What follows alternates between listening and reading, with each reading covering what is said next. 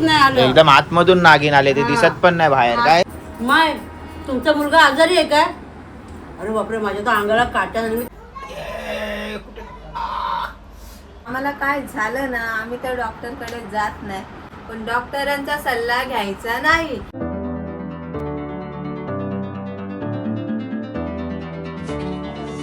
नमस्कार मित्रांनो, मी स्ट्रॉंग संजोग. कशा आहात तुम्ही मित्रांनो?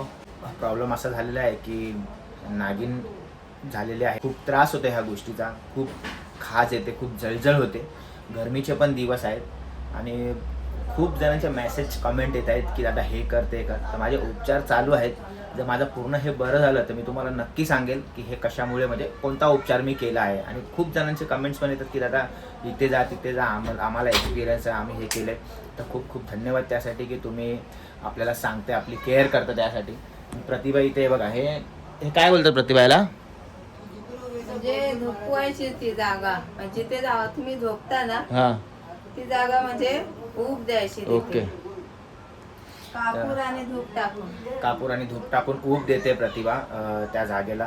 तर ह्या अशा पद्धतीने लोक बोलत असतील, अंधश्रद्धा वगैरे का असेल, पण आपल्या आई आजी आजोबा ह्या सगळ्या परंपरा चालू आहेत आणि थोडाफार विश्वास ठेवावा लागतो ह्या गोष्टीसाठी. त्याशिवाय पर्याय नाही. ठीक आहे, औषधं पण चालू ठेवली आहेत मी, पण शक्यतो औषधं खात नाही, कारण की बोलतात की एकच काहीतरी कर. तर हे थोडे दिवस करून पाहू आपण ह्याच्याने काय फरक पडतोय का नाही. आता मला 3 दिवस झाले. त्या 3 दिवसामध्ये थोडाफार फरक पडलेला आहे. पूर्ण अजून क्लिअर नाही झालंय. अजून किती दिवस लागत आहेत हे पाहायचं आहे, कारण की एक औषध आहे ते मंत्र टाकून दिलेलं आहे. तर ते आता लेप लावणारे प्रति एका लावते. हे आयुर्वेदिक आहे. हा काय, हे लेप लावते का तू? लेप लावायचं. हे ॲक्च्युली इथे पण इथून हे बघा स्टार्ट, इथून झाले स्टार्ट. तर ते इथे हळूहळू हे इथे पण येते ना. काय बोलते बा? इथे आले आता. हा, आता इथे आले. इथे फोड्या दिसतात काय? ॲक्च्युली असं इथून लावायचं असं हे, आणि मग नंतर तिथून अशी तिथे लावायची. हे पूर्ण घेऊन नाही जायचं तिकडे. हे पूर्ण घेऊन गेलं तर ते जॉईंट होईल, म्हणून त्यांनी असं सांगितलं की असं आणि असं लावायचं, म्हणजे तोडायचं त्याला.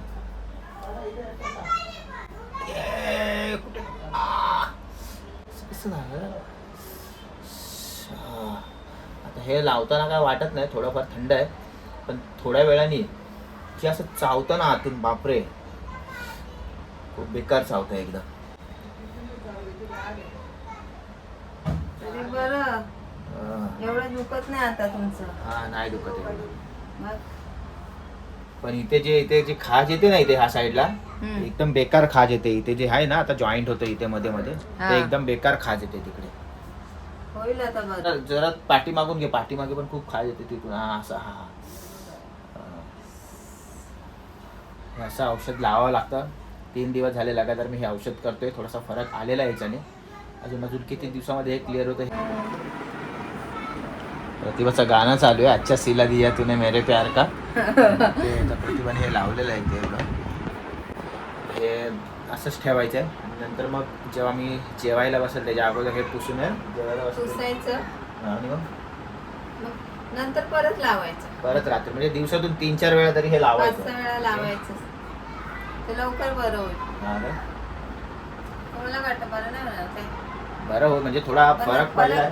वाटतंय, मला पण दिसतोय तेच फरक पडलाय थोडाफार. पण ते आग होते ना, म्हणून मला थोडी चिडचिड होती त्यावेळी. मग थोडं तर दुखणारच ना.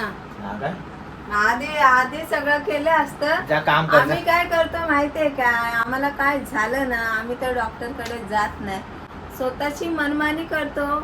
मेडिकल मध्ये करता तुम्ही. अरे तुम्ही करतो मनमानी करतो. तसं नाही, मी बोलते माझ्या बोलण्यामध्ये निघतं, कारण की स्वतःची इचिंग होतं ना. मी काय बोलते ते ऐका. बोल.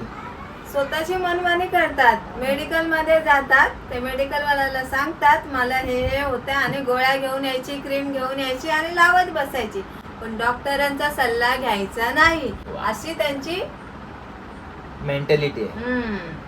मग काय बोलणार तुम्हाला? काय नको ते पण त्या अगोदर पण मी क्रीम लावून मला बरं होईल काय झालं बरं? अरे पण अगोदर ते पण डायरेक्ट बोलतो आता मला जास्तच खाजं व्हायला लागली मला सांग, तेव्हा तुझं जेव्हा डोकं दुखतं, जेव्हा तुझं अंग दुखतं, तर डायरेक्ट डॉक्टरकडे जाते का पहिला मेडिकल मधून गोळ्या आणते? तसं नाही. मग कसं मी काय बोलते, स्किन वर झाले ते. Oh आपण my मेडिकल God. मधून जाऊन डायरेक्ट नाही गोळ्या खायच्या का क्रीम घ्यायची. माझं हे मत आहे, डॉक्टरांना दाखवायचं, डॉक्टरांचा सल्ला घ्यायचा, मग बघायचा. त्या दिवशी जर तुम्ही बोललेच नसते, मला जास्त खाजं होते, तुम्ही गेलेच नसते, मी 2-3 वेळा कॉल केला तेव्हा तुम्ही गेले त्या डॉक्टरकडे, तेव्हा आपल्याला माहिती झालं. नाही तर लावत होते क्रीम. मग आता काय करणार, जाणार मेडिकल मध्ये? आता कशाला, आता आणलं ना औषध? तर नाही, नंतर म्हणजे काय प्रॉब्लेम झाला, डोकं दुखतं. डोकं दुखासाठी मेडिकल मधून गोळी घेतो, डायक्लोजियम माझी आहे ती. पहिली गोष्ट सांगते, जेव्हा याने नागिन झाली ना, तर त्यांनी डॉक्टरांचा सल्ला घेतला नाही, स्वतःची मनमानी केली आणि गोळ्या मेडिकल मध्ये घेऊन आले आणि क्रीम पण घेऊन आले. तर आम्हाला काय वाटलं, नाईटा येतो. तर नंतर मग डॉक्टरांचा सल्ला घेतला तेव्हा माहिती पडली नागिन झाली. पहिलं असं वाटलं की नाईट आहे म्हणून सपट लोशन लावलं. सपट लोशन पण लावलं आणि थंडी ताप पण आला. हा, थंडी ताप. गोळी पण खाल्ली त्यांनी, पण त्यांनी बोलली जमले ना, तुम्ही पॉइंटच पकडा. हे कधी चुकीचं बोलते आणि मला पॉइंट मध्ये बोलायला, बरोबर ना? चल ठरतो मी. नव्हता काय, आता हे सुकेल लगेच. बरं वाटतंय ना तुम्हाला आता? बरं वाटतं, पण आता हे इचिंग होते. बघ वेदांत, पप्पाला बरं नाही. नानाला तर बिचाराने डोळ्याच्या इथे झाले नागिन एकदम. तर नानाचा जीव एकदम कासावीस होते एवढा. आता मी आल्या रडायला लागले. सुगंधा लय मला त्रास होतोय. मग काय करणार, नाना आता रडत आहेत, तर आपल्याला पण असं वाटतं ना. काय करू मी पण आता. कोणी नाही, माझी भावजाई मला साथ दिली, हा, बाकी कोणी नाही साथ दिली. तरी मला संजोग आणि माझी आई भावजाई, माझी भाव आम्हाला बाजू कोण नाही.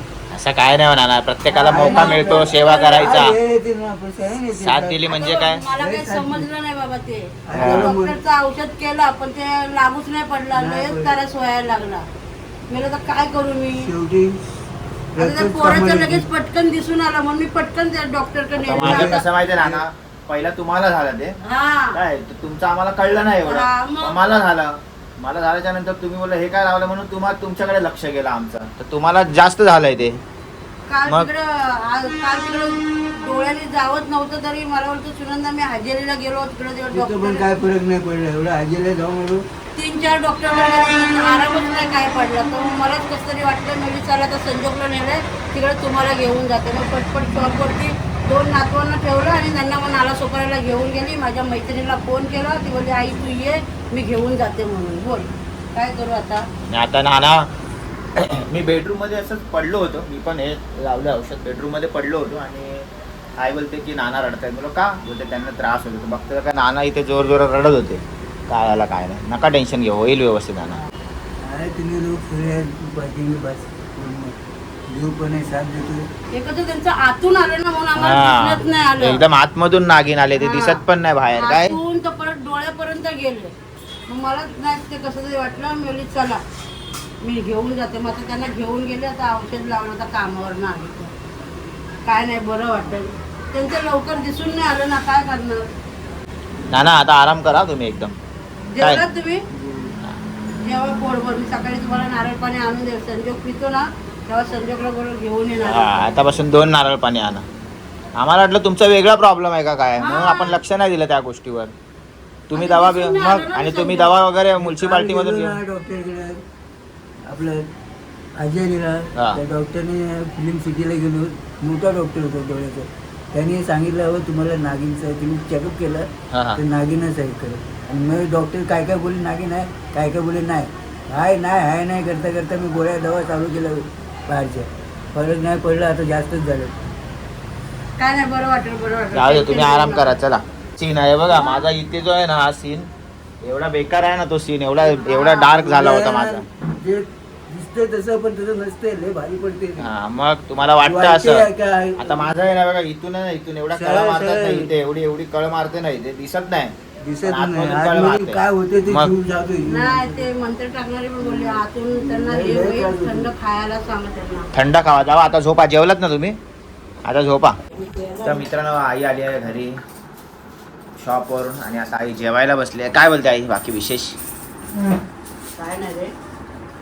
सकाळी ना 9, 9:30च्या दरम्यान ना एक बाबा आला होता गावाला. सकाळी सकाळी तुम्ही लोक आलात त्यानंतर 15-20 मिनिटांनी मी घराला एवढं बघितलं नाही 9 वाजलेले का किती. शुभम पण पाणी यायच्या पाणी पी पाणी पी पाणी पी.